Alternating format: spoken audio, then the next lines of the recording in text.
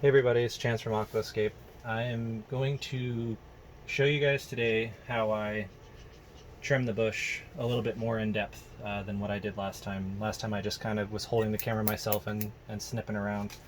Um, I am actually looking for stuff when I was doing that before, things in specific. Basically, I drew lines on the tank here. Each line represents a different species as far as where I want them to top out at. When I trim, if you look here, what I'm looking for basically, I don't want to cut it unevenly or at an angle or at a weird shape or whatever, because it'll make the stem bifurcate or regrow in an odd angle. I basically just want to make sure that I'm getting the stems at a nice even level right in between the internode. Or you can go back later with a smaller pair of scissors and fine snip down where you've messed up. But once you have your first couple of snips, the rest of it kind of goes, because the plants grow pretty uniform once they're in this type of shape as far as the bush. So what I'm doing with this, kind of giving it a blending effect as far as this will be the peak for here, and then I'll leave a few stems that go into the red, and then I'll go to my next line. And again, blending it down into each other, but at the same time keeping some of the Macrandra type 4 going into the Macrandra mini. That way you don't have such a definite color change from green to red there. Another thing that helps too, the curved scissors, they're curved for a purpose. It really helps you get up under the branching and stuff like that to stop overcrowding.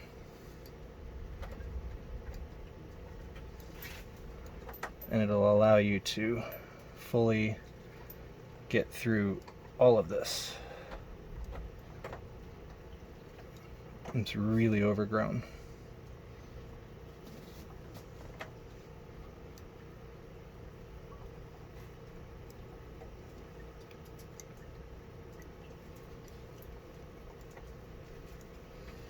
And you basically just want to keep working back and forth, finding that top line angle and blending everything down into it.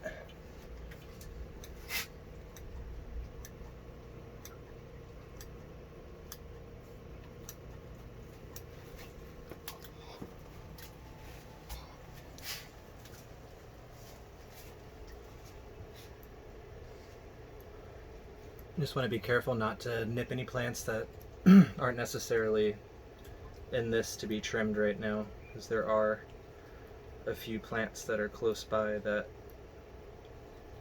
aren't really in this to be trimmed.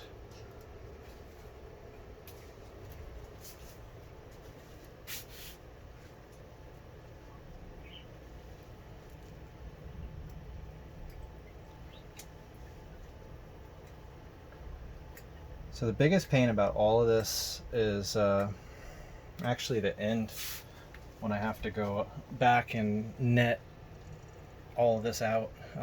That's the biggest pain of it. This part here I find to be kind of relaxing. You just kind of watch the stems float up slowly.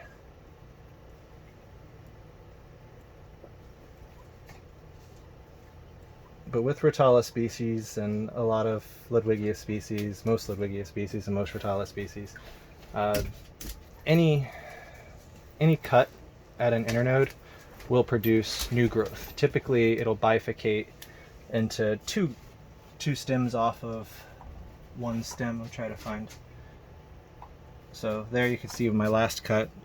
It's got two new growth coming out right there. And then from the previous cut, it has the ones below it. So that's what creates that bush effect. When I initially planted this, I trimmed about, gosh, every 3 to 4 days. I went back and I trimmed all of these a little bit, just to encourage that branching. And that'll make them go full, and it'll prevent the Rotala from laying down. Like if you see this one, the narrow leaf red, how it wants to lay down. It doesn't want to grow straight up. That's very classic of a lot of Rotala. The way you can stop it from doing that is dense planting. Basically planting, taking a cutting, like cutting this off and then propping it up under the next big stem. And that'll slowly make it start to grow up, like what I did with the Shimoga in the back. Basically just kept putting new stems really close up onto it, stopping it from growing forward.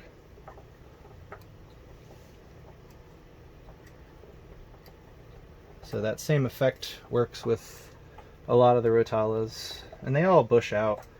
I've done this with Ramosiar, I've done this with the Rotala fundrias, of course, and these are all Macrandras. So, I mean, every Rotala is capable of being set into a bush. Quite honestly, just about every stem plant that grows in the manner of bifurcation from cut internodes will do the same thing.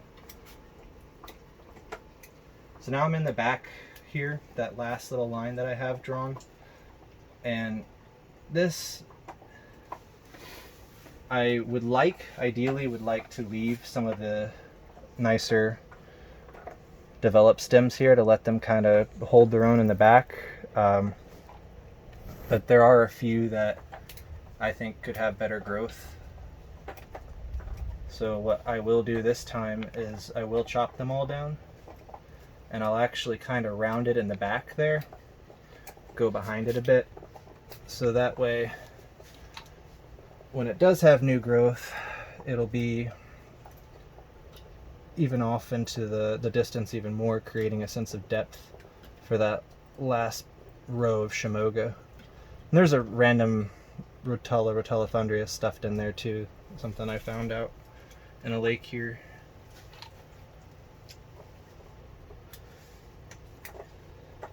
But now that the actual form of it has taken shape again, I can go back with the smaller scissors and just clean it up.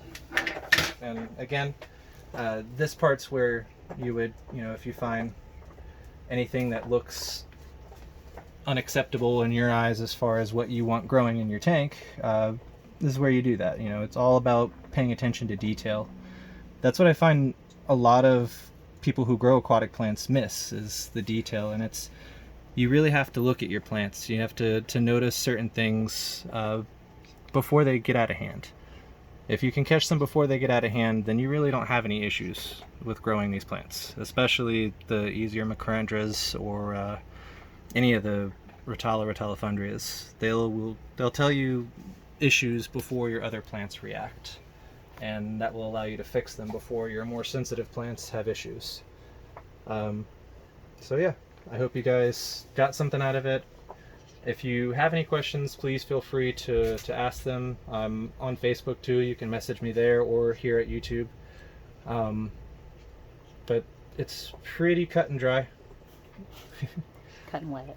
So feel free to ask away, or if you want me to cover something else that you see in here or whatever, feel free to ask about that too. And please don't forget to like, subscribe, and share for more of what I'm doing, not only in this tank, but in my cup farm tank, as well as in the greenhouses outside and in nature. Everyone take care. Bye.